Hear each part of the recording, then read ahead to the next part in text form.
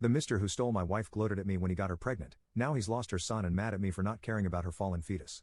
So my ex-wife Karen, 35F, left me for her work husband Jack, 25M, 2 years ago. I, 36M, never liked him, even before I found out about their relationship. The first time I met him at a work event, he told me, while I was having my first child, "You better up your husband game or I might steal her off you." Well, 3 months later, he did. This man literally came with her to help pack the day she moved out. And tried to have a one-on-one conversation about how he wanted our relationship to go forward because he was going to be in my life. Then, as a joke, he said, "Told you I'd steal her away." Not gonna lie, I'm thankful he did, because when my ex made a comment about him being 23 and his brain not being fully developed, I got the ick so bad it turned my heartbreak into relief. I got everything in the divorce because I caught her in her affair fog, and gave 50-50 custody for our kids' sake. I'm civil for the sake of my kids, so we can both attend events without drama, but other than that, I couldn't honestly care less about them. Around June, Jack came instead of Karen for the pickup and practically skipped towards me to show off his engagement ring, saying he wanted me as a maid along with my daughters for something I didn't catch, because I was in a rush to get our cat to the vet. He got upset because I waved off his attempts at conversation per Karen's texts a few hours later. The same thing happened again in September when he told me that her ex was pregnant, which again upset him when I showed zero interest.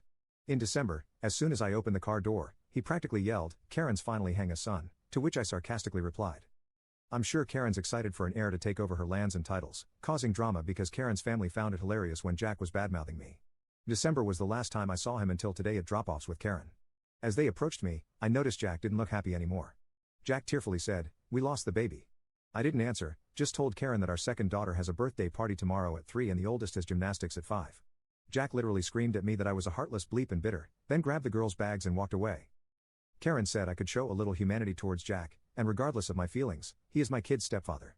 I told Karen the first don't care about what she's going through because outside of our kids, I don't care about her or Jack, and I don't owe Jack anything, especially pity. She called me a bleep, along with other things, and left.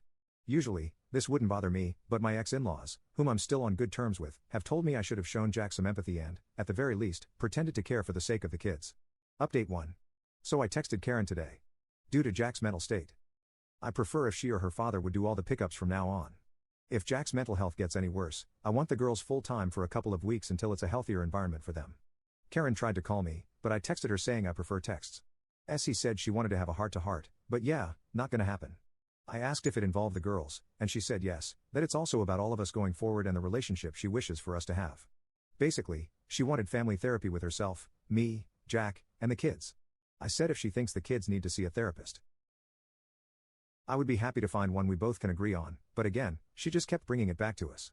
After a few hours, knowing it was going nowhere, I just left her on read. I called my ex-in-laws, told them the situation, and how I don't want to be involved with anything involving Jack and Karen unless my kids are directly involved.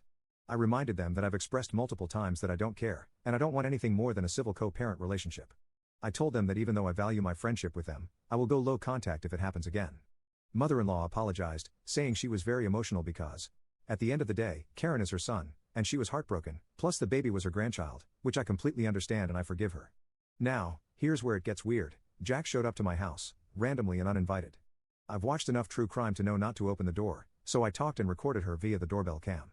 He was crying, saying he was sorry and she just wanted to be my friend.